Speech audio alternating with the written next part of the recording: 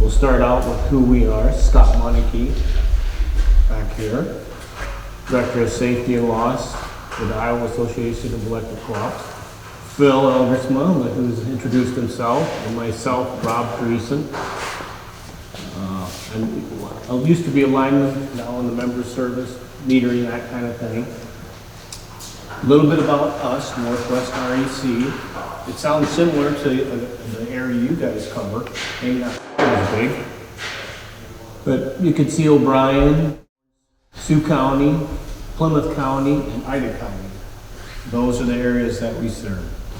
And for us, we have 10,336 services, different farms, places, and houses, 3,748 miles of line, 34 substations, 7,000 load management switches, which we control water heaters and air conditioning. And we'll run generators on some hog barns and things like that with those switches. And we drive, we do a lot of driving. Somebody took the time to figure out 504,996 miles we've driven in 23. 41 full-time employees, and we sold over 710 million kilowatts, which having a number of ethanol plants helps that immensely. We have a mission statement at our office, where everybody can see it. And it's, we will safely and efficiently provide reliable, affordable electric service to our members. Well, you can see the first line under our mission, safely. So that's why we're here too, we all have families, and when somebody gets hurt, it doesn't affect just us. It's your wife, your kids, everybody. So that's why we have a commitment to being safe with everything we do, and we want you guys to be safe too, because you are the guys that are working in proximity to our lives with the augers and all that. As Rob said, I'm Phil Elgersma. I'm a lead lineman out of Orange City for the Sioux County District. So I'm out on the lines with the crews daily. The reason we're here, like Rob was saying, is bring awareness of the potential hazards that are out there, electrical hazards, and to help minimize the risk of electrical contacts. Here's a feed truck pulling out. Well, this was at an intersection. He drove away from a hog barn and had his auger up, ended up starting a hydraulic fire on the equipment and burned up the truck and the trailer and the auger assembly. Here's some stats about farm equipment incidents that we've had since 2020. Just co-op related incidences with feed trucks. Since 2020, we've had 22 contacts that have been reported. There's also many more that don't get reported, where we'll get called from a member that'll say, I got a line down in front of my hog barn, or there's broken strands. And a lot of times the trucks will pull out and they'll wreck the wire, and we'll go back and fix it, and that's considered like a non-reported incident. And that happens a fair amount. And being a lineman, driving the lines every day, I drive by hog barns and I can see all the splices in the wire and where we fixed them and stuff like that. So it's something that's on our mind all the time. In 2020, we had 4 auger feed truck contacts. In 2021, we had 4 contacts. In 22, the number went up to 6. And in 2023, we had 8 bulk trucks, feed trucks with auger contacts in our line that knocked out our line, tore down equipment. So the numbers getting higher, and that's part of the reason why we're here. I've been to some sites where the tires are burned off the trucks. We had one where a guy tried climbing back in the truck because the truck was on fire, and he ended up getting shocked. Nothing like major. He just, when he went to grab the handle, he felt the shock. And total farm equipment, just non-feed truck related in those 4 years was 37 contacts with our equipment. So 59 reported farm-related equipment contacts in 4 years. And that's just Northwest REC. That's not the whole state of Iowa or the US. That's strictly the lines that we maintain, that we build and take care of. So that's kind of a small area and a lot of contacts. You see, you said in 23 there was 8 contacts for Yep. feed trucks. Do you Just see with that feed more trucks. at night or at day? Kind of all the time. You know, we'll be working on a line build, line string a line, and we'll get pulled off the job we're on. A lot of it is at night or in the evenings, it seems like. A lot of it's after hours, but it is all the time, you know. We have like farm equipment striking poles. This in the spring is bad, and in the fall, and a lot of that does not get reported. A lot of it, we're driving down the line and there's poles busted off, and the power is still on a lot of times. It's just the pole's broke and it's leaning, and you know, if the power goes out, if the phase and the neutral wrap together, cause an outage, we get called out right away. But a lot of that we find driving down the road, or we'll have members call in and be like, oh, you got a broken pole 1/4 mile down this road. And so that happens a lot. All right, so we got a video for you guys. It's very well put together. I believe Holly pulled this off of YouTube and saw it and figured it fit the agenda here today, so we'll get that going for you. As farmers, a lot of times it's multi-generational that we've stayed on the family farm. Grandpa was never in a safety meeting. Dad was never in a safety meeting. So now the son that's taken over, he was never in a safety meeting. And on the farm, I think we take too much of that for granted, that everybody knows what to do. So because we can't see or smell or taste electricity, we don't always know when the hazard is present. You think about a grain bin, you can look at a grain bin and you assume some hazard, right? And immediately you think, I'm not gonna get in the grain bin. Electricity is different because again, you can't see it. You don't know how powerful it really is until it's like one wrong mistake. Always assume every wire is live and always take precautions as though there's an opportunity for electrocution. If you're in any type of a vehicle and that wire comes in contact with the vehicle, whether it's a crane, whether it's a piece of farm equipment, your pickup truck, that vehicle could be energized and you would not know it because you can't hear, feel, or smell the electricity. And right now, the rubber tires could be giving it a resistance to going to ground. In other words, it can't flow yet past that clean, dry rubber tire. But yet when your moist body takes one step from the platform down to the ground, you're that path, and it will take it at the speed of light.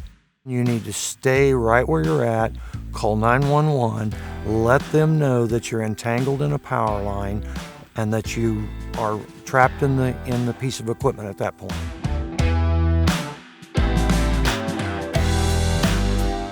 The only reason we would really advise somebody leave a cab if they have hit a overhead power line is if the cab or the piece of equipment is on fire. And in that instance, it's recommended that the individual make a clean jump from the piece of equipment. That means both feet and arms jumping from the equipment all at the same time, not stepping down and allowing yourself to be part of the electrical current to ground. You cannot step off of that piece of equipment. You must jump free and clear. The best way is to land with your feet together and bunny hop as far away as possible.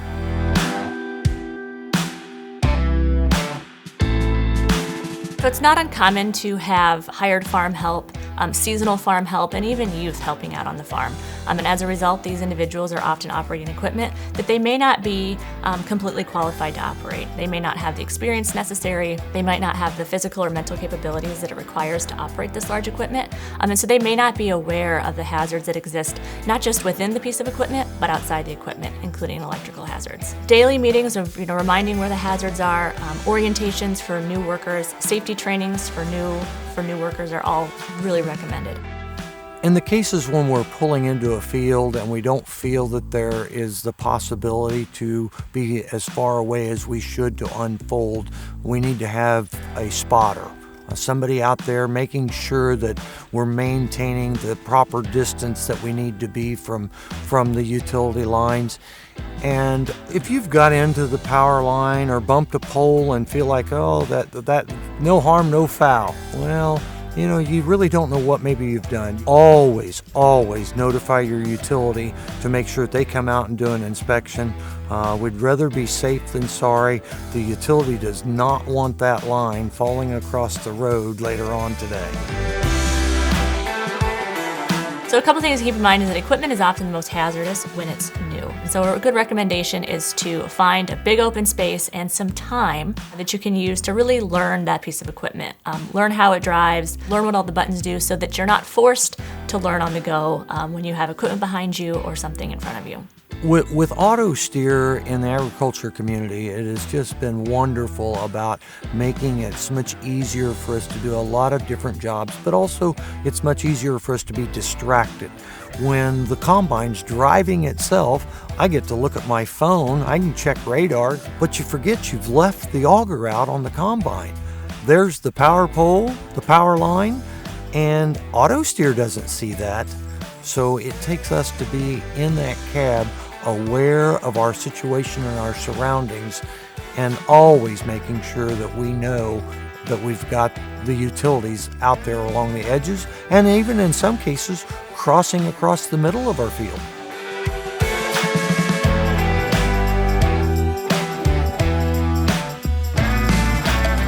In the United States, approximately 1,000 people are killed each year from an electrical incident, and upwards of 30,000 are injured.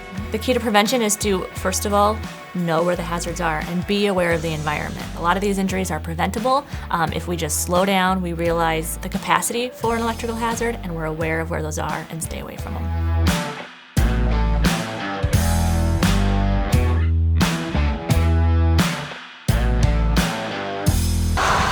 All right, a little overview of the video. You see there it says provide effective tips to prevent incidents. Spotter is one thing, getting to know the equipment. Talking about poles that get hit, it's usually brand new equipment. You know, when we go up there and the farmers, they're usually pretty down and out when we show up because they got some new tillage that's wider or not quite sure how the machinery operates. Doesn't turn as sharp as the old stuff, or usually they've wrecked something new when they hit our poles. Another thing is you saw that guy hopping away from that tractor. It looks a little silly, but it's very important because when the power's coming from the power line going through the equipment and it's looking for a path to ground, even if it's going through the tires and you step off that piece of equipment, you jump away. If you just walking normally, as the electricity is going through the ground, it's called a step gradient, and from closer to the equipment is a higher potential than further away. And when you step across, all of a sudden you got a difference of potential in between your feet, and that's going through your body. Where if your feet are as close together as possible, hopefully you're on the same potential plane and less chance of injury. Hazardous situations, augers in grain bins, guys backing up augers with tractors, feed trucks, you know, driving with that auger out. And I understand you guys got a position for going from one bulk bin to the other. Phil, last night I got a picture of a digger truck, a utility truck. The guy left his boom up and drove away and ripped a ton of structures down. I mean, hooked a big line at an intersection and tore it all down. And it happens. Even we do stuff like that, you know. Yep. In southern Iowa, southwest REC, they had a feed truck pull out of a hog barn, and it went 59 miles with the auger up. But that was a little different situation with that guy, and he tore down. I think Southwest had upwards of 60 services, but the very first service was a feeder coming out of the substation. And I don't know how he didn't feel it or see it, but 59 miles. He went from Mount Air, kind of roundabout to Creston, Iowa, with his auger up. Yep, you saw what to do in the event of an incident.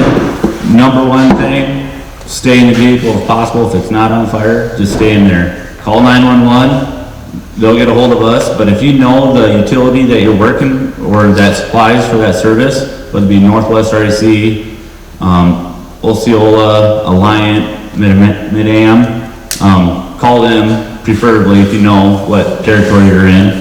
But if not, you can call us. We'll have stickers and our numbers, even if you're in a different area where different members, different utilities feeding, we'll help you find out. We'll contact them. And but first things first, call 911 and they can get the situation safe and if possible, stay in the vehicle. And even, I mean, sometimes guys gotta sit there for half hours. We run to the shop, jump in our equipment, go, make sure that the line is off, which a lot of times it is, but not always. Make sure the line is off before the operator comes out of the equipment. Rob's got a demo here for us, pretty neat, so we'll get going on that.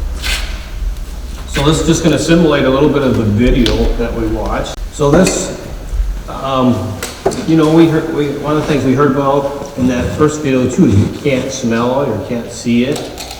And so basically, when I press this button on the ground, this line is hot, you know, and you don't know it because you can't see it or smell it, any of those things.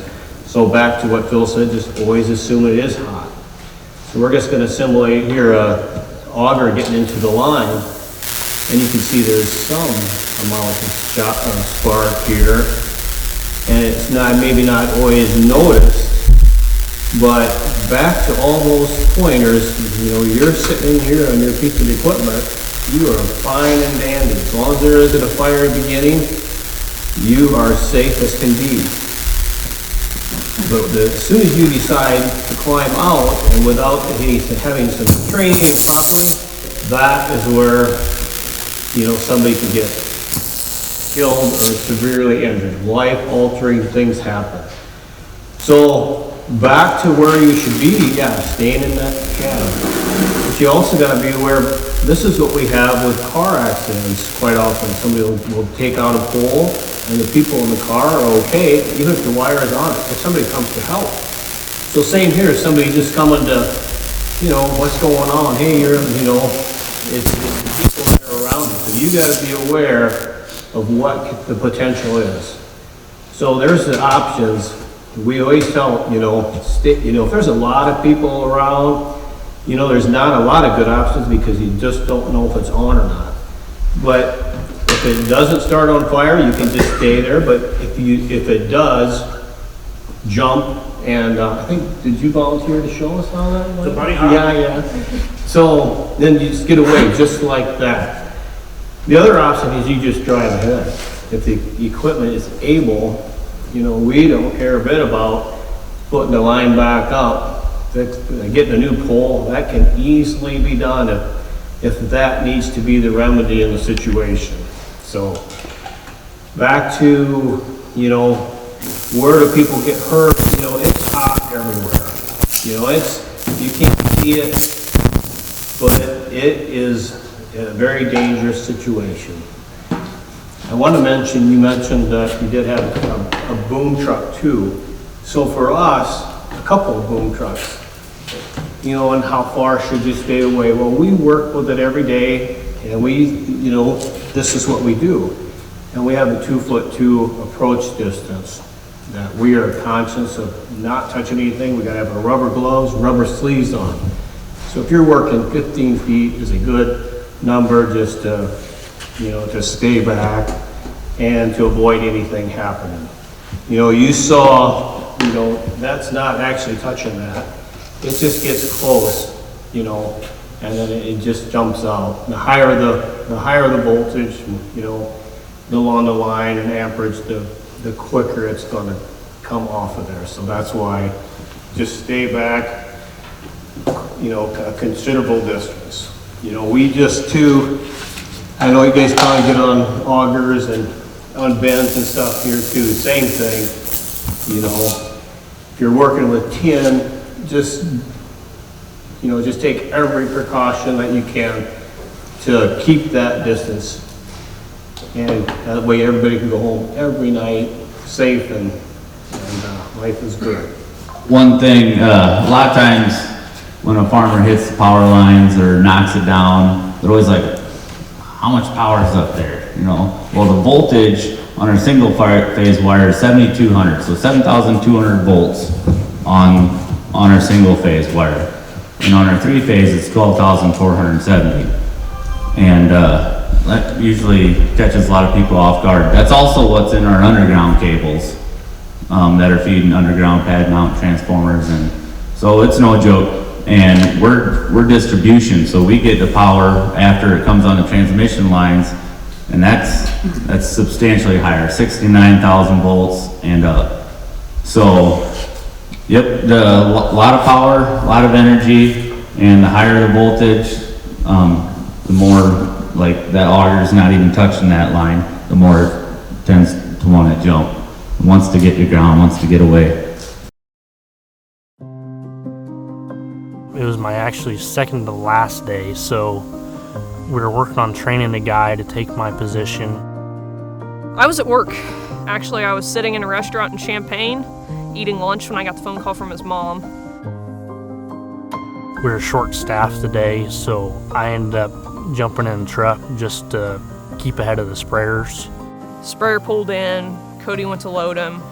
As the operator unfolded the sprayer booms, he unfolded into the power line, and as he was doing that, Cody hit an alligator clamp to load the sprayer and took 7,400 volts.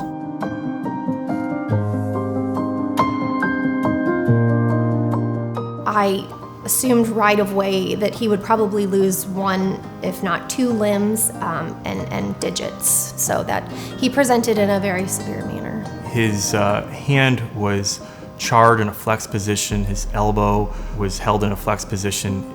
This was his entrance wound. He had a number of exit wounds, including his bilateral feet and his head.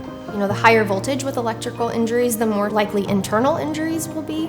Externally, there are things that happen and that you can see. However, an immense amount of the damage is internal. Our goal was to get rid of the tissue that was destroyed and to maximize, one, his life, to make sure that he didn't die from the injury, to make sure that his kidneys didn't suffer a severe insult from the amount of muscle damage that was done, and to get him to be as functional as possible. In the United States, approximately 1,000 people are killed each year from an electrical incident, and upwards of 30,000 are injured. The key to prevention is to, first of all, know where the hazards are and be aware of the environment. A lot of these injuries are preventable. If we just slow down, we realize the capacity for an electrical hazard, and we're aware of where those are and stay away from them. As farmers, a lot of times it's multi-generational that we've stayed on the family farm. Grandpa was never in a safety meeting. Dad was never in a safety meeting. So now the son that's taken over, he was never in a safety meeting. And on the farm, I think we take too much of that for granted, that everybody knows what to do. Daily meetings of reminding where the hazards are, orientations for new workers, safety trainings for new workers are all really recommended. If you're in any type of a vehicle and that wire comes in contact with the vehicle, whether it's a crane, whether it's a piece of farm equipment, your pickup truck, that vehicle could be energized and you would not know it because you can't hear, feel, or smell the electricity. And right now, the rubber tires could be giving it a resistance to going to ground. In other words, it can't flow yet past that clean, dry rubber tire. But yet when your moist body takes one step from the platform down to the ground, you're that path, and it will take it at the speed of light. The other reason we would really advise somebody leave a cab if they have hit a overhead power line is if the cab or the piece of equipment is on fire. And in that instance, it's recommended that the individual make a clean jump from the piece of equipment. That means both feet and arms jumping from the equipment all at the same time, not stepping down and allowing yourself to be part of the electrical current to ground. You cannot step off of that piece of equipment. You must jump free and clear. The best way is to land with your feet together and bunny hop as far away as possible. It'll be seared into my brain for my life, I think. Walking around the corner and seeing him and thinking how small he looked. There are some times talking with Bailey that I just was trying to figure out what happened. Why did they take my leg? Or they thought it would just be my thumb and index finger they'd have to take, and the pinky. Tissue was actively still dying over the course of 2 weeks, so they just kind of kept moving up. What they were able to do and salvage and give Cody in terms of quality of life is just amazing. And we knew life wasn't going to be the same. The normal before was not going to be the normal after. He was in the burn intensive care unit for weeks. He underwent over a half a dozen surgeries, a lot of them reconstructive. Overall, he did excellent, which I attribute to his perseverance, his strength as an individual, and how hard he fought. Just driving around during the spring and fall, watching sprayer operators operate, or the fertilizer trucks with the auger sticking out close to power lines. I mean, pay attention a little more. Just keep an eye on your surroundings. Just take that extra second to look at things.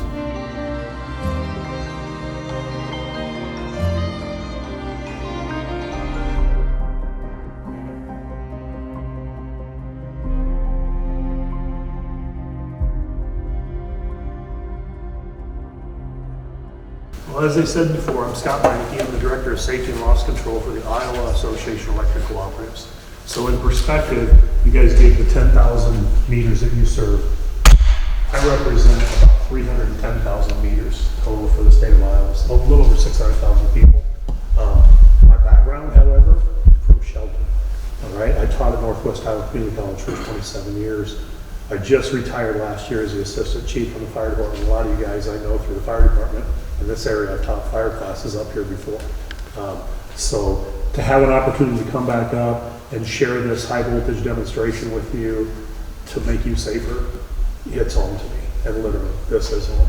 So what we want to emphasize is when we talk about the numbers and the damage that we have to structures and things like that, it's not about the money.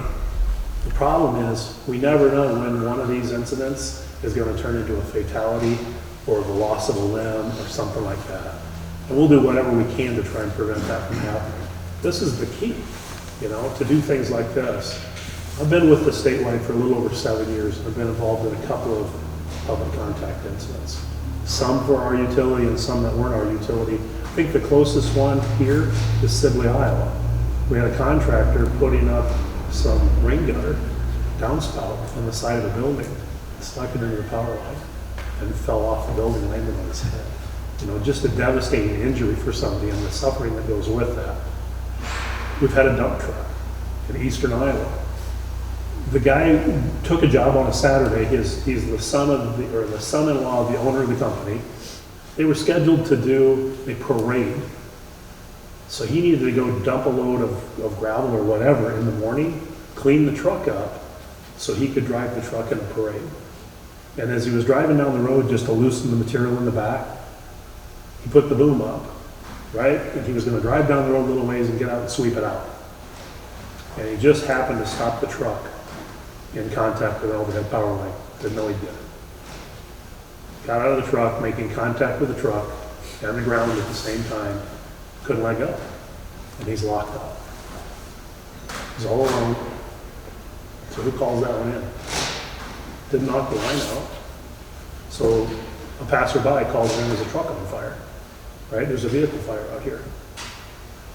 First fire truck shows up and goes, oh dear Lord, there's a power line. Fortunately, they followed their protocol and went and saw that there was a power line. This guy's still in contact, on fire, devastated.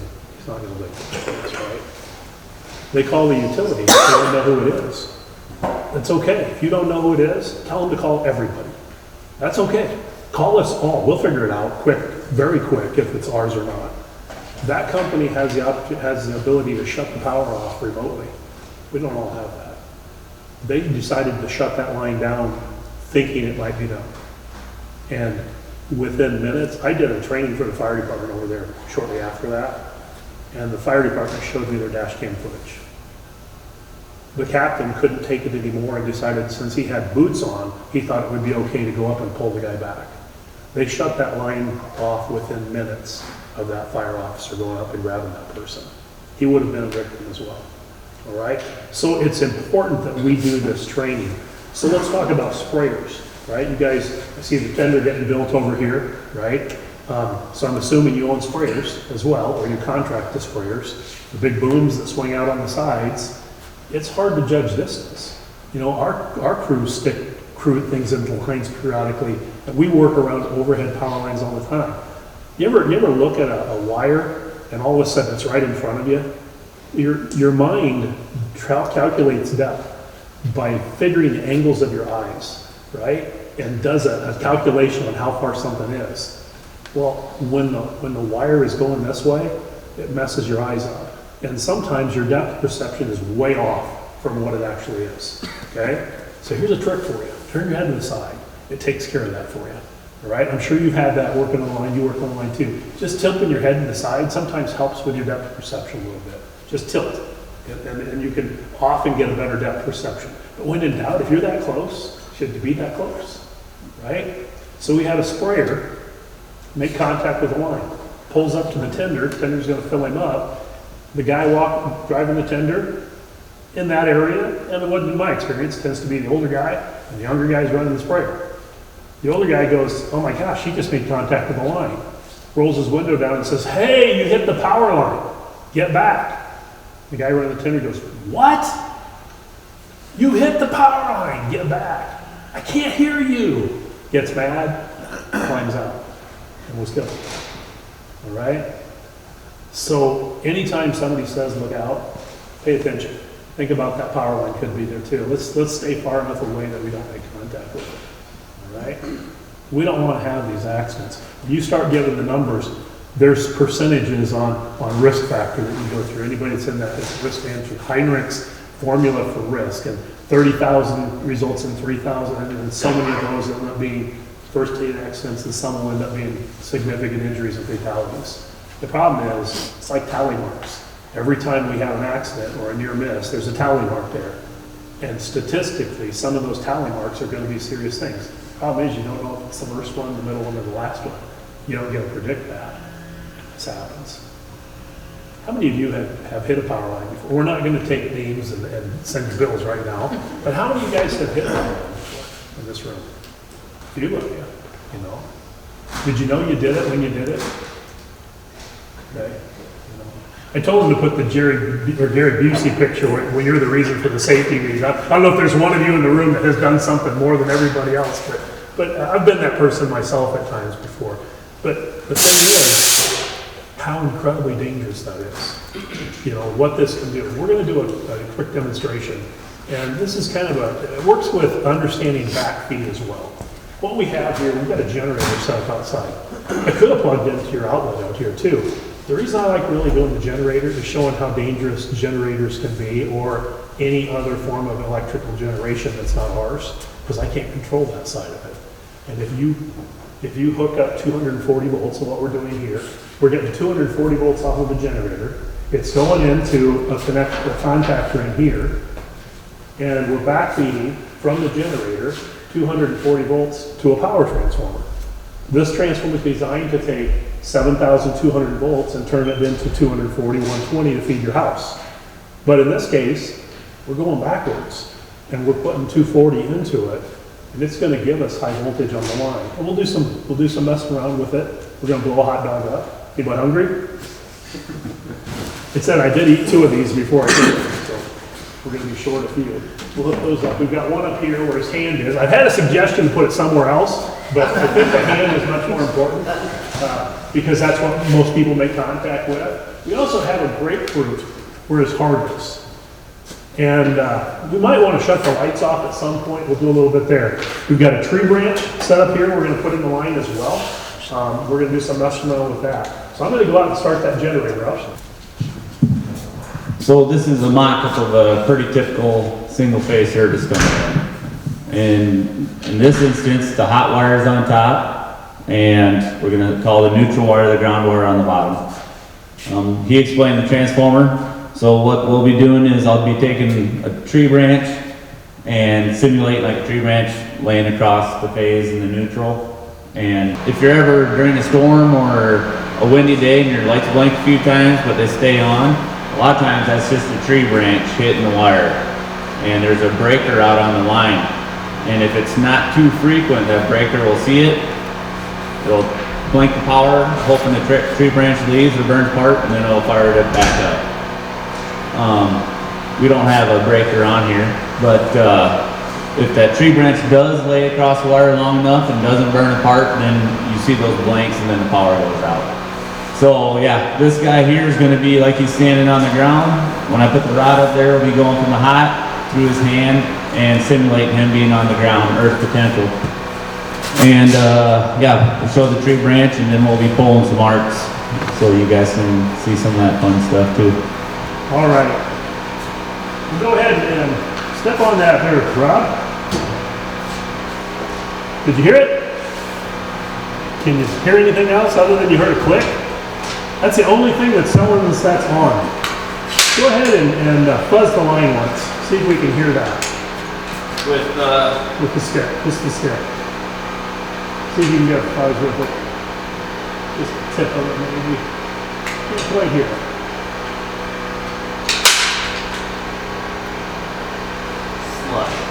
Very slight. You know, I use the term fuzzing it. You heard the fuzz down here when he was doing that. We used to use that to tell us if the line was on. We can't use it as an indicator now because sometimes it's really quiet. Go and grab that conduit and see if you can get it with that.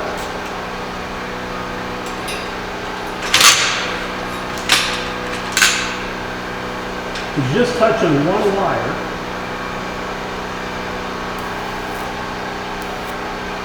You can hear it just a little bit, just a touch. Very similar to the sound we had down here. Now, right now, that pipe, that metal pipe that he's grabbed, it's like a bird on the wire. When the bird lands on the wire, there's no difference of potential. You have to have current flow for something to happen. So when a bird lands on the wire, they feel that little bit of a buzz. I don't know if they like it or what, but they'll land on that wire and stay there, okay? Their body gets energized to the same potential as the line. You've probably seen on YouTube or TikTok the helicopter workers where they actually clip onto the wire and do energized work like that. And they do. We can't do that because the clearances are too close, so we wear rubber protection. Right? That's what we're doing. All right, let's do a short circuit between the top and the bottom. So the bottom wire, if we're using the bottom to simulate a neutral or a ground, you touch the top.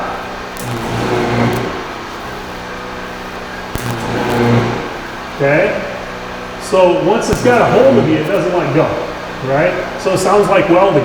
When we were working on this thing over here, you were welding on the other side. We all jumped when you did that because when you're working with electricity, you hear an arc on the back, it scares us a little bit, okay? So let's go ahead and let's say you're holding on to that pipe, so touch the hot dog with it. And you accidentally make contact with the wire. Go ahead and turn the lights off a second.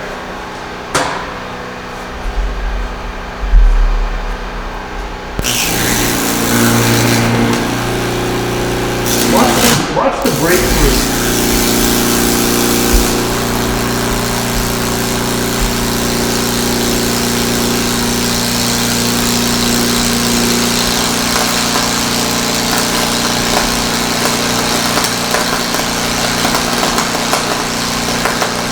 Imagine a breakthrough's trying to simulate the heart at that point. All right? But look at the damage to that hot dog too. Now the reason we use a hot dog, pretty much the same consistency as a human body, right? Mostly moisture, a little bit of meat. So some of us more meat, some more fat. I don't know if it goes that way. But let's go ahead and hit that one more time.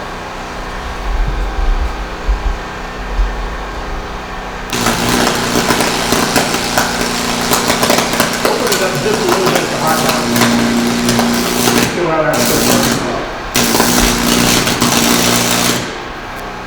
Could you imagine if that was your hand, your arm, your leg, your feet, things like that? The equipment you're wearing, even if you have electrical hazard boots on, a lot of OSHA requirements, a lot of places do require OSHA to have electrical hazard boots. They're not designed for high voltage, right? That's not going to work for us at all, right? So let's take a look at the tree branch. That's always kind of fun to watch too, because it's not as fast as what you think. Now, tree branches can cause our lines to short out fairly quickly, but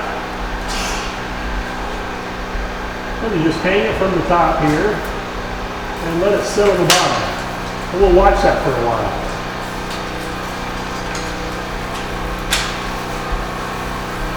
And of course, trees have moisture in them, they're conductive. I cut this one off of the evergreen in my backyard before I came up here, did that about 11 o'clock. If you look at it, it starts tracking between. See, it's like lightning going between there. Don't have a smoke alarm system in here, do you? Okay, thank you. We'll find out in a little bit. We'll also find out what the response time is in the Ocean Fire Department. Half over here. All these guys are gonna have to leave. It's interesting because it's tracking, and once it makes good contact, look what it does. Now, if the tree branch swings away, but now when it comes back again, touch it back in there again. Sorry. Nope, you're fine.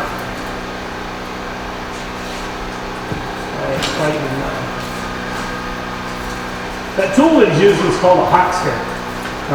Trade name for it's a shotgun because of the way it acts, the way it triggers and works. But once it arcs, you know, right now it's just seeing it as load.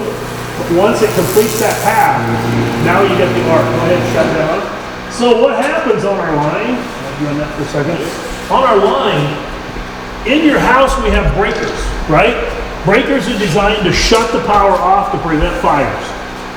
In fact, the National Electric Code is part of the NFPA, which is fire prevention, okay? It's part of fire prevention. It's all tied together with fire prevention. Now, it includes safety as well. We've got a different code that we use for power lines. That's called the National Electric Safety Code. Sounds really similar, but the National Electric Safety Code is about delivery of electricity. You guys like to have your power out? No, we don't want the power out. So our intent is to try and keep the power on. So if a tree branch shorts a wire out, we try to blow it clear. If a squirrel climbs up and makes contact with the wire, we try to blow it clear. Everybody here has experienced a blink of lights, right? Sometimes you're working in the shop and the whole shop will blink out, but they come back on. And you'll go, ooh, something happened somewhere. It could be that it got hit, blew a squirrel off the line, and everything was good after that. It could be that a tree branch dropped across the wire, it caused it to burn and fall open and fall off, and the power stays on. Power lines are designed to keep the power on, not shut it off. Now when Phil's out working on the line with his crew, we don't want to hit them 4 times, so we'll set it on a single shot. We even have a system called hotline tag, which drops that current down even further to try and prevent the severity of an injury if they mess up. Okay? So we go to 1 shot. But normal power lines, this is what you're going to get.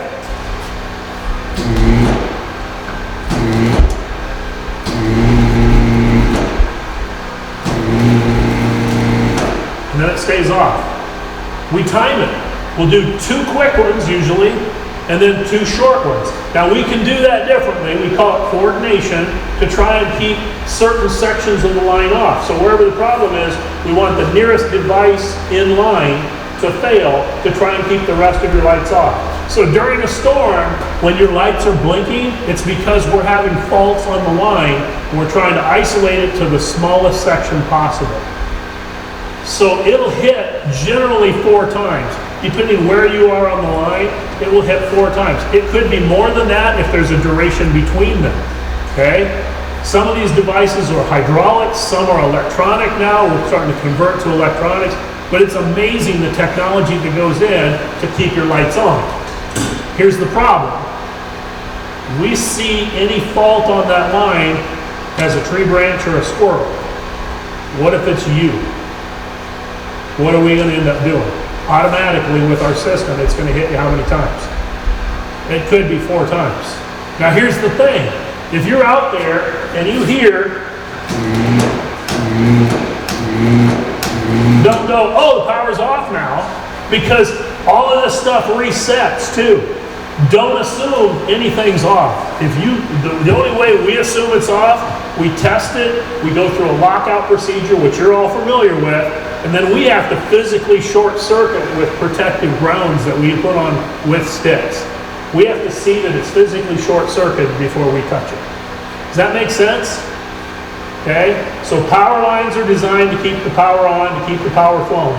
You stay 10 feet to 15 feet away from it. We say 15 feet, it's probably the best thing because you guys aren't used to judging different distance to power line. So I'm telling you 15 feet or use a spotter to make sure you're not close. Don't unstow your booms near the power line. Know where those power lines are.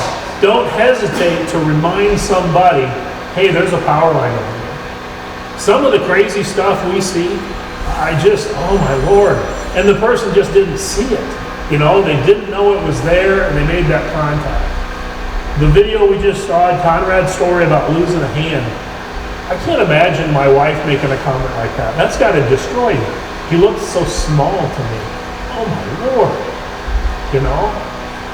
But that's a young guy who doesn't have an arm. What's his options? You know, I've made my living off my hands, right? To not have your hands where you're going to be. We've been very lucky with a lot of the contact accidents we've had in the state, extremely lucky. And I'm including not only power line, but agricultural work as well. Contractors doing things. So you made the comment about tinning buildings, right? Tinning a building, putting up rain gutters, putting on siding. If you're close to a power line, and then add the distance of whatever you have in your hand to that. If you're close to that line, call us. We'll send a crew out to take a look to see if there's something we can do to try and protect you. You know? Please don't put new buildings up around power lines. Talk to the utility. Sometimes we can move it, other times just encourage you to put the building somewhere else. All right? We don't want to have those accidents ever. We don't want them for ourselves, and we certainly don't want anybody in the public to get hurt as well. Okay? So, all right. Other devices that we have fuses.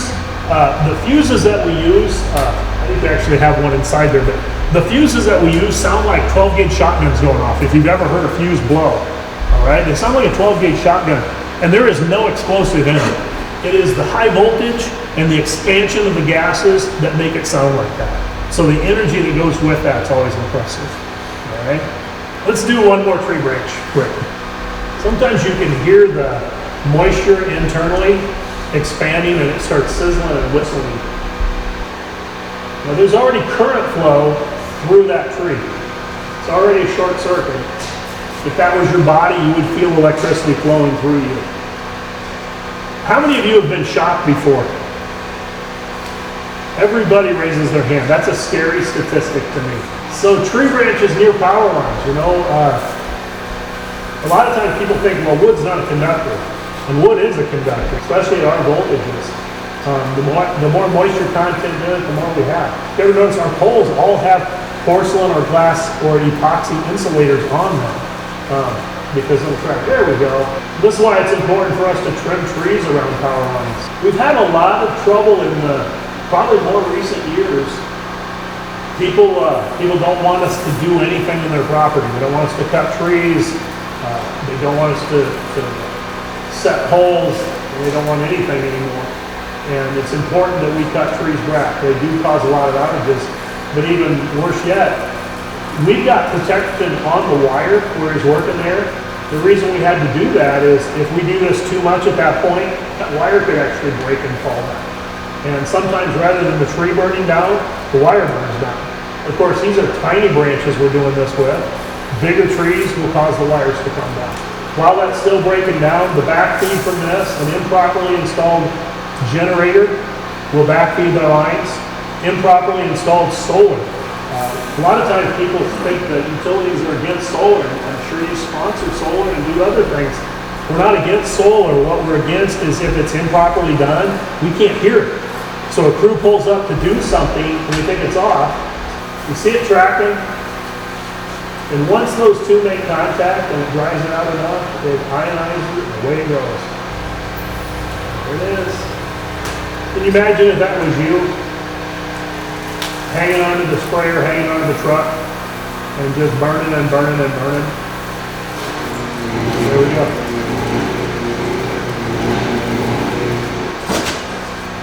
And it burned it clear.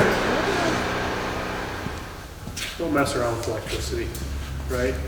And this is high voltage, but more people die off secondary voltage, and by secondary I mean household type voltage or business voltage than anything else. And not only does it kill you, it hurts really bad while it's doing it. Everybody here has been shocked. You know that. You feel 60 cycles per second, you're feeling it. And it's painful, you know. We have a few people that have made contact. I don't know if Rob or Phil have ever made contact or not. We have people that have had contact injuries. We've got people in the state that work that have lost limbs. It's just tragic, and it's 100% preventable. We'll talk a little bit about the culture of safety. This was something we've added to this. Part of my occupation, I'm safety and loss control. My background is lineman, emergency services as well, how I know a lot of you in this room. I also do cybersecurity, is another thing that has fallen in my department as well. But all of this comes down to a culture of safety. And it's interesting because when I hear the term culture of safety, a lot of times we start talking about the top down and the bottom up. It's the whole thing, right? And the culture.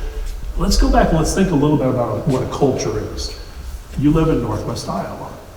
We understand there's cultural differences between different groups within our area.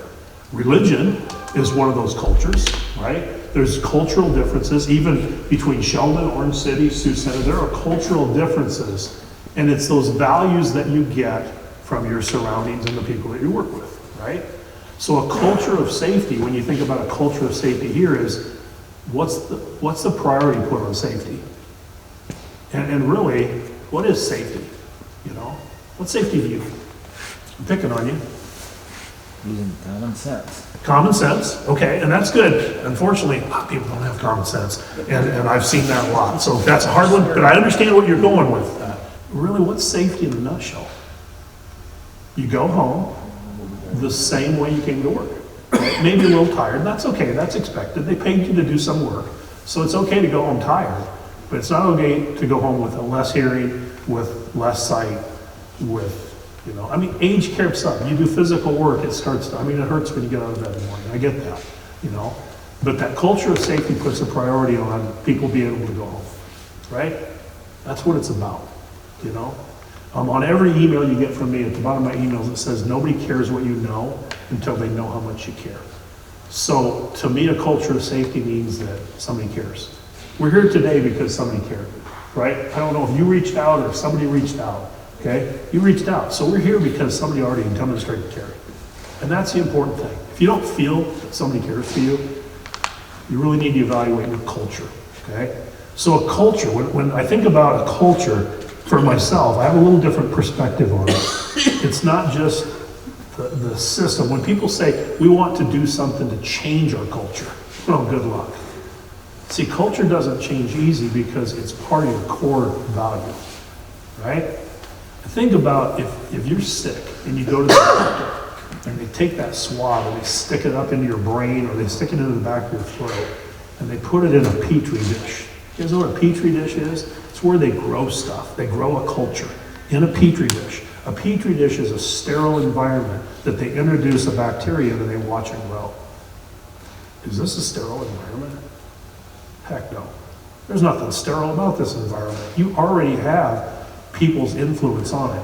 You bring your values from what you were raised with, you know? I was raised in an agricultural community. My dad was the only non-farmer in his family. He was an electrician, you know? So I spent all my time hanging out with my cousins.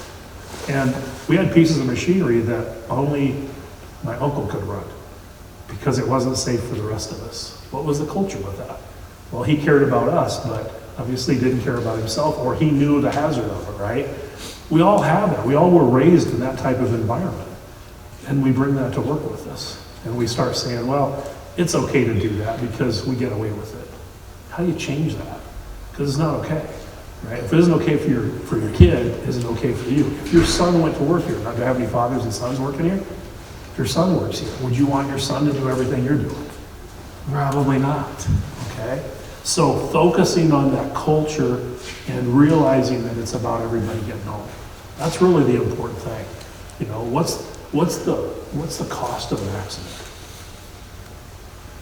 I don't know I mean, a lot of times people will throw up charts and statistics and they'll talk about what an accident costs. You bust your hand, right? I busted this finger. I broke it, stuck it completely out, broke it. It's called a green twig fracture. I broke it out. You know what I broke it on? A fall arrest device for climbing poles, right? A buck squeeze. A device that's designed to prevent an accident. I broke my hand on it, okay? Right? Finger sticking out the side, thought it was dislocated, kept trying to put it back in, and it wouldn't go in. Went to the hospital, the clinic, and she went, oh, that's cool. That's what the doctor, that was exact words from the doctor. First thing she said was, ooh, that's cool, right? I had to have surgery on my finger. $25,000 total, because I broke my finger. That was it. 1% disability. I am 1%, so I am truly disabled. If you ever question what's wrong with me, there is. I have a 1% disability in that finger, right? They put a number on it, which there's a cost that goes with that, by the way. What's an accident cost? Did it alter my life? You know what? I can hardly put a glove on. It rolls under. I don't have any strength in that finger now. I told them when they were getting ready to do the surgery, just cut it off.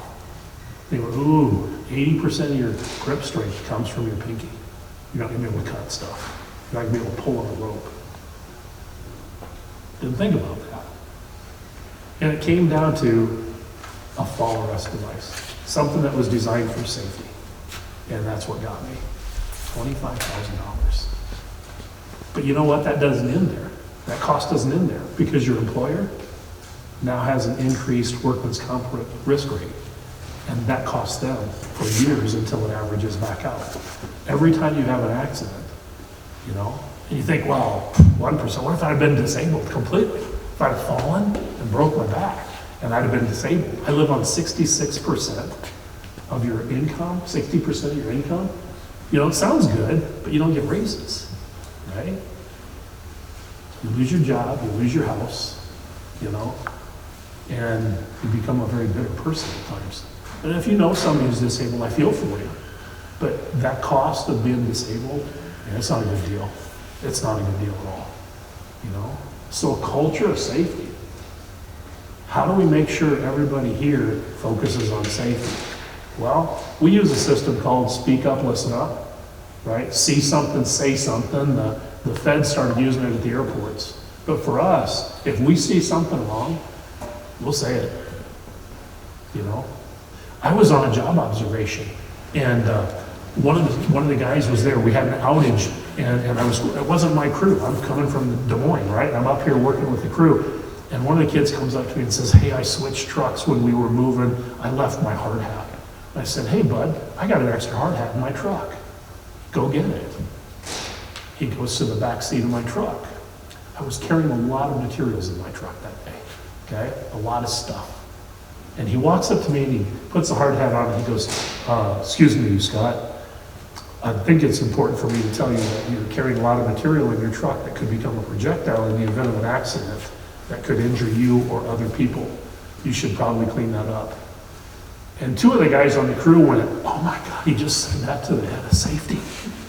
And I turned to him and I said, thank you for caring enough about me to say that, because I was out of line.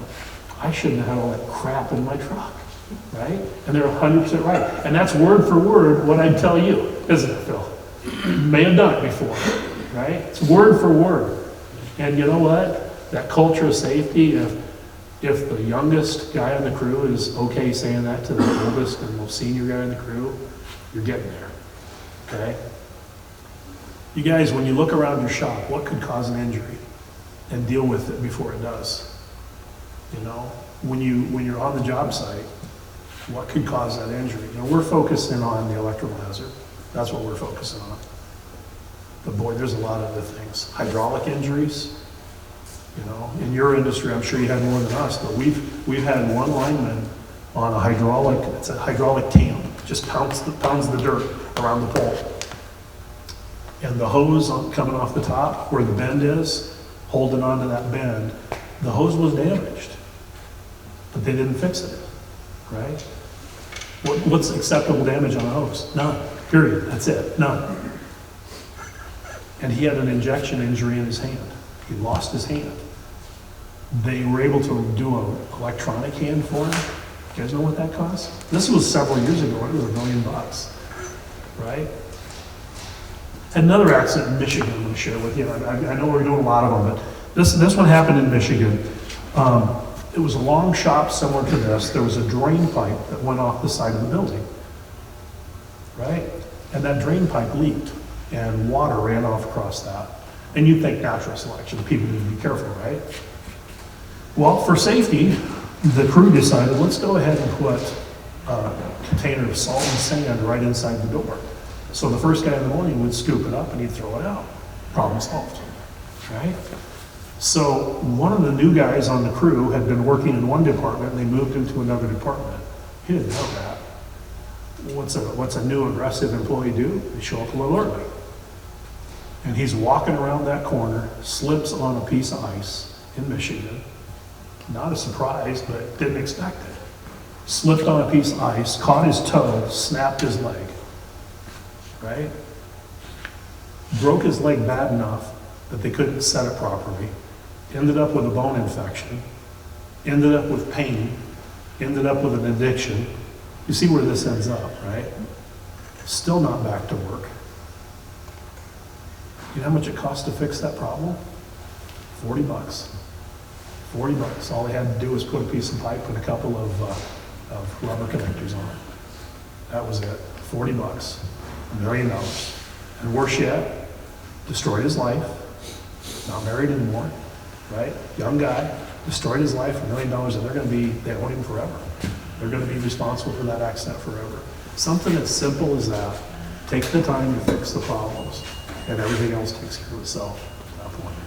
All right? Any other questions? I would encourage you all to think about, what do you have around here that you could get hurt from? We're focusing on the power line, and that's our wheelhouse that we're going to do. When you talk about safety culture and everything else, I do a safety week meeting every other month with you guys, not just me. I've got a team of 3 other people that work with me that do those as well. We provide you materials for the off meetings. You know, we spend a lot of time focusing on safety. I know that sometimes we get caught in punishment, and I will tell you, I truly don't believe, there are times people need punished. This is such a blatant error, you have to be punished for this. But punishment and safety don't necessarily work out. In fact, it can go the other way for you, because then people don't report near misses and close calls when things like that happen. The Heinrich safety pyramid, this is something that I know most people don't really like to see statistics and things like that, but for every 300,000 unsafe acts, you'll end up with 600 near misses. For every 600 near misses, you'll have 30 minor injuries. Of those, 10 serious, and potentially 1 fatality. There was a group that went out to try and disprove this theory, and they ended up proving that it was probably more conservative than what it should have been. Okay? This is why it's so important to report close calls. Tell somebody, hey, you're doing an unsafe act. It's not acceptable. Don't do that. It's not worth it, because you're making a choice for your family, not just you, everybody else. I would consider my work my family. Okay? I like the iceberg of ignorance. She added that one in there too. The 4% of the problems are known to the executives on the job. 9% known to team managers, 74% to team leaders, and 100% are known to the staff. Right? It doesn't make its way to the top. So a top-down system, although it's great to know that your top appreciates safety, who has the most influence on safety? Told my boss one time when I started, I thought I was gonna be protected, see, because I have 1,000 graduates out there working. Phil's one of my graduates, right? I have 1,000 of my kids out there working. When I went into work in safety, I thought I would be protecting my kids from people trying to get them to do things unsafe. Bosses trying to push them too hard. I thought I was gonna be protecting my graduates, my kids from that. Do you know what I really do 99% of the time? Who I'm protecting them from? You know who it is. Who am I protecting them from? Themselves. Man, it's just human instinct. It's easier to take the shortcut and do whatever you want to get the job done quicker. It's the path of least resistance. What's the risk of it? Okay?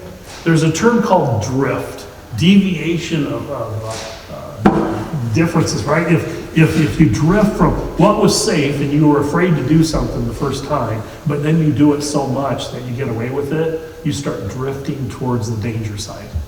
And eventually, the accident and the deviation collide, and we have an accident. And then what do? Well, if we survive the accident, if it's just a close call, then we go back to where we were safe again.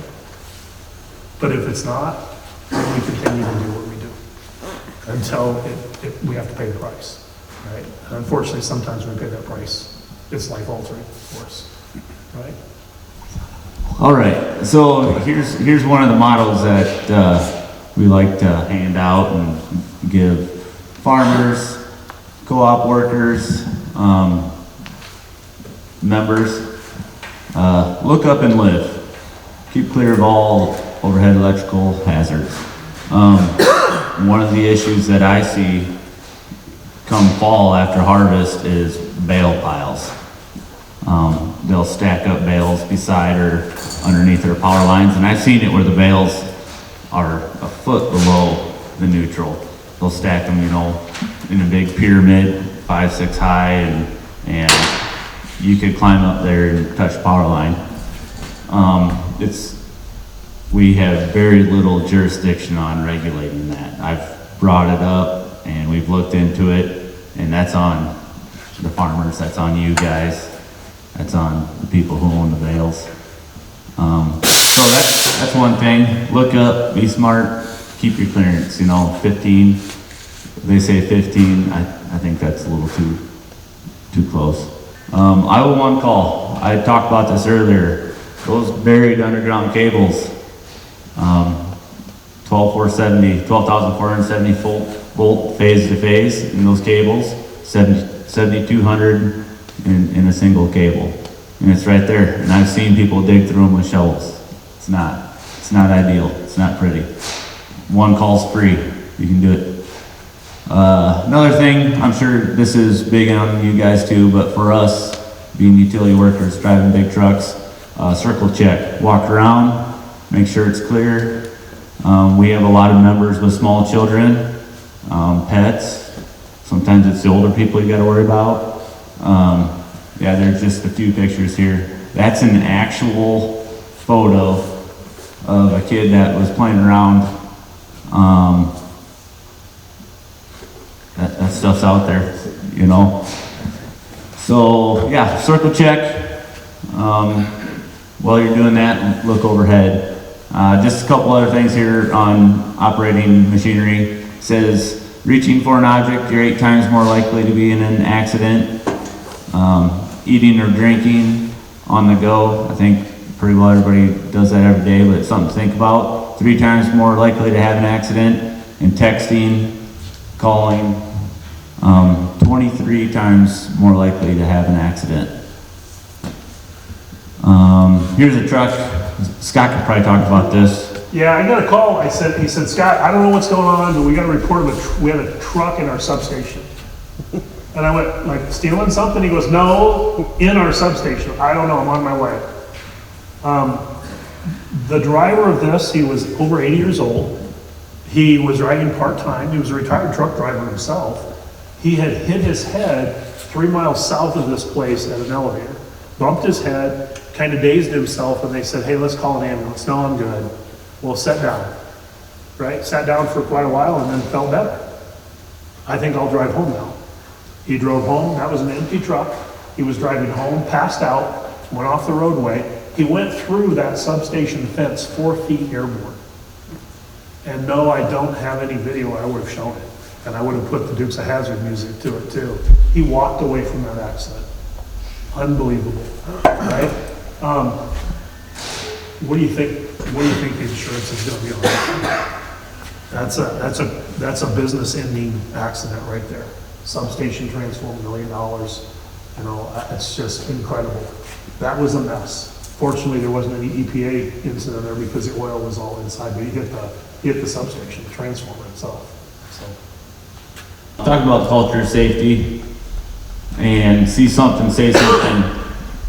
If you guys see something out there that you think is questionable with power lines, even if you're not involved, if you're just driving down the road, call it in. We'll get somebody out there to take a look at something, or the power provider, you know, call it in. And yeah, if you see something out there that just doesn't look right, we'd much rather go out there and be like, that's normal, you know, and head back. Another thing with these like feed trucks and equipment, if you're in the line and you give us a call, we love it when we can show up, you know, pick the line up, get you guys on your way. We will come every time. I hope it never happens, pray to God it never happens, that I go to an accident or a contact and I'm either the first person there and there's somebody laying beside a truck or stuck on a truck, or, you know, we're not trying to scold you guys. I appreciate you guys having us come. The damage aspect, I can fix that. We can put new wire up, we can fix poles, but loss of life, I can't fix that. And I don't think that's anything anybody ever wants to come across that scene. So it's not the money aspect that I'm worried about. It's you guys, and like I said, we can fix power lines. So and it obviously happens, and we've been fortunate, you know, at least in Sioux County, that we haven't had any fatalities that I know of, or bad accidents of drivers and operators. But yeah, if we can get these numbers down, preferably to nothing, that's our goal. Yeah, I appreciate you guys having us, and Scott coming to give us a hand with this and putting up the demo. He's a great public speaker, and he can go on and on. We could be here all day. He was my instructor, like he said, 20 some odd years ago. And appreciate Holly and Emily for doing this, and Rob. And if you guys have questions, I love questions. So anything you think we missed, want us to cover? I got a question for you. You talked about when you jump out of a vehicle, when you hop away, if you're not able to hop, can you kind of shuffle? I've heard people talk about being able to kind of a shuffle. Is that an alternative, or what's it? The shuffle is an alternative. However, that first step out of the vehicle needs to be a jump. You cannot be in contact with the vehicle or the ground at the same time. So that's why we start off with the jump, and we've emphasized that how many times too. And we hit it a bunch of times, the bunny hop thing. And people will remember that. You're right, the shuffle step, that worked too. Just the shuffle step if you can't hop. But you cannot be touching the vehicle and the ground at the same time. One of my big fears is that somebody's gonna go jump out of that vehicle, they're gonna fall. And if you fall, that's one of the worst things that can happen. See, the DNR shocks fish up. Don't raise your hand, but have you ever heard anybody using the old telephone crank to shock fish? You've heard of it, right? You've heard of it. I did a science experiment on it. That probably wouldn't work today. But the DNR does it. They take you in the boat, they set the probe out, they drop a lead down, and they can turn the voltage up to select the size fish they catch, because the bigger the fish, the more voltage difference. So they can turn it down only where it's stunning the big fish. And the little ones just dance across the water down the hill. All right? Don't do this. Anybody ever shock night crawlers up as a kid? Right? Don't do that either, because Cabela's used to sell them. Big lawsuit with Cabela's because kids were electrocuted, right? But it would shock the night crawlers out of the ground. Same thing, step potential. People think, well, Earth is one potential. It's not. Voltage travels from one point to another. Agriculturally, stray voltage is a big issue we deal with and things like that too. So, so you're right, on the shuffle step does work. I'm just reluctant to teach that, because if they go, well, if I shuffle step, this is where it's gonna get them, right there. They're gonna lock up, and there's nothing you can do at that point. You're gonna just stand there and can't even talk, right? So, good question. Any other questions? If not, we have some magnets, some stickers, look up. We have one, we got a couple with our phone number on it. Put those in your trucks and grab a bunch of these. It's just a caution look up. Put them on trucks. If you have a farmer that needs a reminder, give it to him. And yeah, we appreciate you guys letting us come. You can call us at the office anytime, and we may not be your utility provider, but we can look you up where you're at, what intersection, and we can tell you exactly who it is, and we'll give you the number, or we'll call them for you. So don't ever be afraid to call in. We'd much rather it be that way. So. Yeah, thanks for inviting us, and Northwest REC is happy to give these programs, and one saved accident, and it's all worth it. Thanks. Thank you.